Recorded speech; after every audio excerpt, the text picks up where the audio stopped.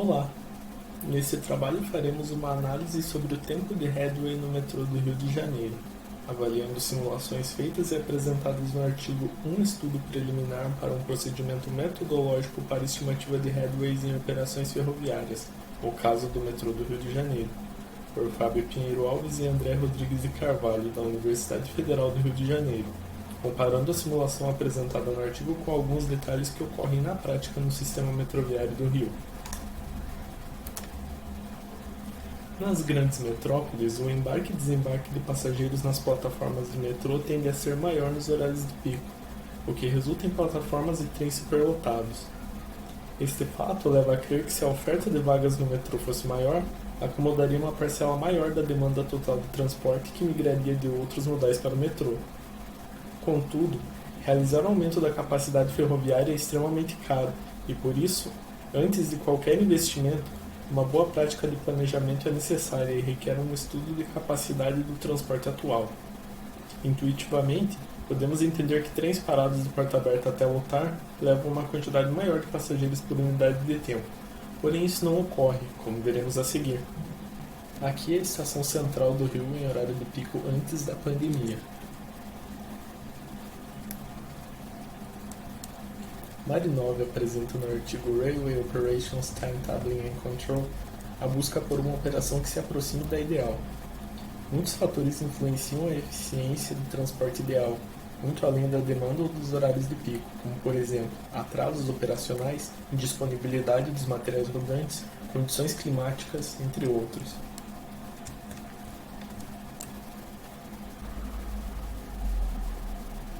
Deve-se tentar combater os atrasos operacionais, muitas vezes provocados pelo headway gerado e pela grande demanda, especialmente nos horários de pico e pela demora de embarque e desembarque nas estações. Também podem ter outras origens, como problemas na manutenção dos veículos e da via, como apresentado na notícia. O aumento do número do material rodante acarreta em mais gastos devido ao alto investimento necessário.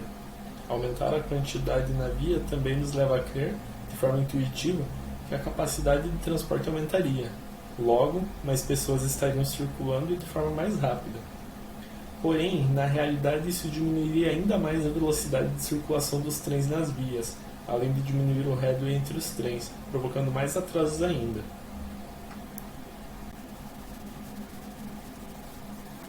A desorganização durante o embarque e desembarque de passageiros compromete a frequência ferroviária.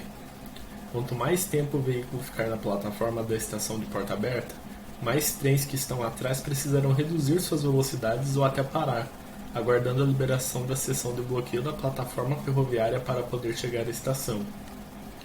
Um dos parâmetros operacionais que influenciam diretamente na capacidade de circulação de trens é chamado de headway.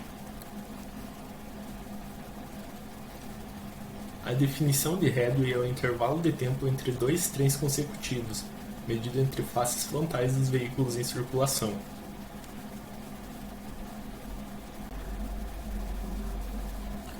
Como já comentamos, a busca por uma operação que se aproxime da ideal passa pelo combate aos atrasos operacionais. Nesse trabalho de Alves e Carvalho, o parâmetro headway é estudado sobre a abordagem da interação dos trens com a infraestrutura de embarque e desembarque dos passageiros, em busca de um modelo de previsão de headway em função do tempo de ocupação da plataforma. Esse tempo de ocupação é definido pela soma do tempo de chegada do trem, que considera desde o avanço de sinal até a parada na plataforma, o tempo que o trem está efetivamente parado na plataforma, que é o embarque e desembarque, e o tempo de saída do trem da plataforma.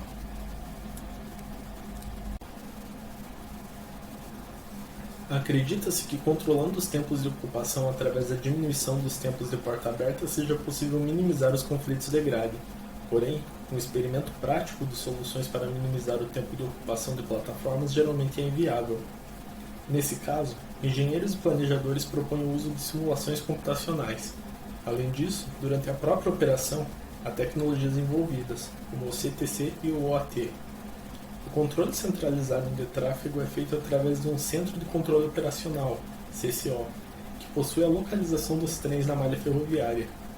Para que um veículo não invada a seção de bloqueio de outro veículo, Se mantém uma distância ao trem da frente suficiente para que este possa avistar o sinal à frente e parar antes de invadir a seção onde exista outro trem. A posição é observada por um painel mínimo. Já o operador automático de tráfego, OAT, reduz a velocidade dos trens por meio de sensores e atuadores que funcionam por acesso remoto e local, quando um trem invade uma seção de bloqueio que possui outro trem. Aqui é a imagem da operação vista no painel mímico.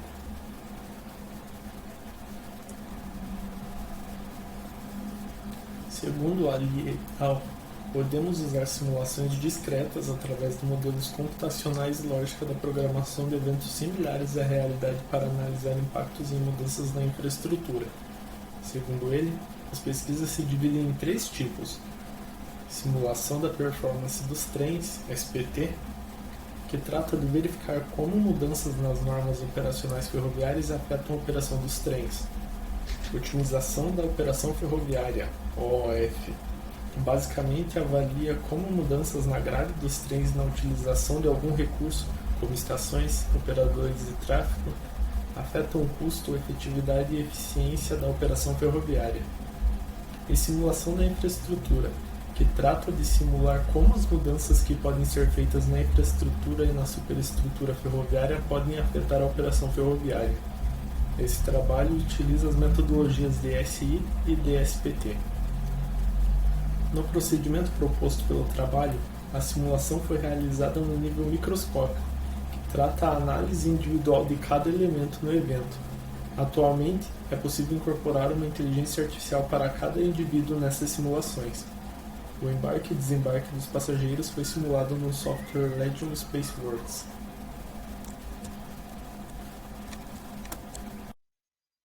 O Legion é empregado em projetos, operações, planejamento estratégico e procedimentos envolvendo multidões.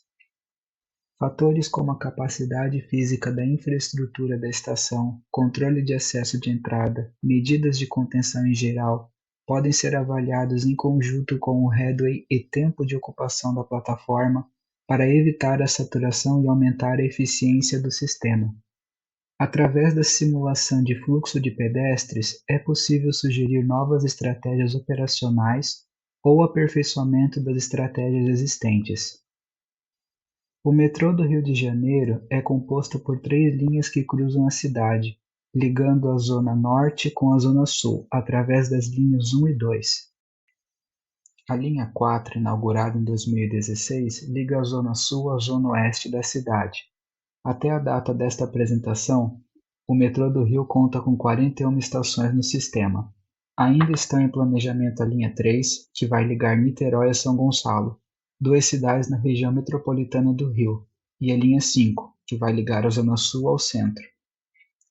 A tabela a seguir apresenta informações da cinemática dos trens para uma velocidade média entre as estações. Por exemplo, as estações Central e Presidente Vargas ficam a 600 metros de distância uma das outras, e o tempo entre as estações é de 36 segundos. Já comentamos que o tempo de ocupação nas plataformas é a soma do tempo de chegada do trem mais o tempo do trem parado na plataforma com o tempo de saída do trem da plataforma. Esse tempo de ocupação é afetado pelo tempo de embarque e desembarque ao longo de todo o tempo de operação. Ele deve ser controlado especialmente na faixa de horário de pico. O tempo de ocupação da plataforma tem influência direta no headway. Na tabela a seguir, podemos observar o tempo de ocupação da plataforma, que inclui o tempo de chegada, embarque, desembarque e saída da estação. Podemos observar que o tempo de ocupação da plataforma de General Osório é maior que nas outras estações. O tempo de ocupação medido foi analisado através da ferramenta de análise estatístico do software Arena. Na tabela podemos observar o headway medido no estudo. Podemos observar a grande diferença entre os dados da cinemática, do tempo de ocupação na estação e no headway que o processo de transporte acaba gerando. Nesta imagem, podemos observar um exemplo de fluxograma mostrando passo a passo da simulação. O modelo foi construído no software Arena. São consideradas ideias básicas, como de que trens não podem ultrapassar uns aos outros ou ocupar a mesma seção do outro trem. Quando uma estação está sendo utilizada para embarque e desembarque, ocorre a ocupação da estação, e um tempo de ocupação acontece. A simulação ocorreu por 3 horas, que seria o tempo correspondente à faixa de horário de pico, no horário das 6 às 9 da manhã.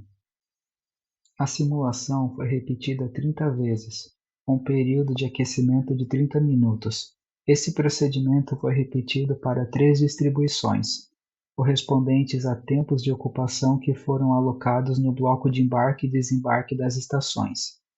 Após amostras coletadas de utilização de análise estatística, 2 hipóteses foram consideradas: que o tempo de ocupação e os headways seguem distribuições triangulares, e que tanto o tempo de ocupação como o headway ocorrem ao acaso ou não podem ser estudados com a amostra.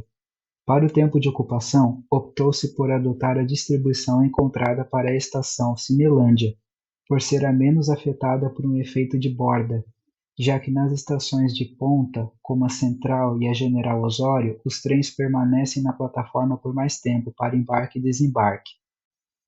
O melhor resultado obtido na simulação de headway e tempo de ocupação, considerando tempo de chegada, permanência e saída, foi de 2,32 de headway médio, ou 2 minutos e 19 segundos. Para o tempo de ocupação da plataforma se chegou a 1,25, ou 1 minuto e 15 segundos.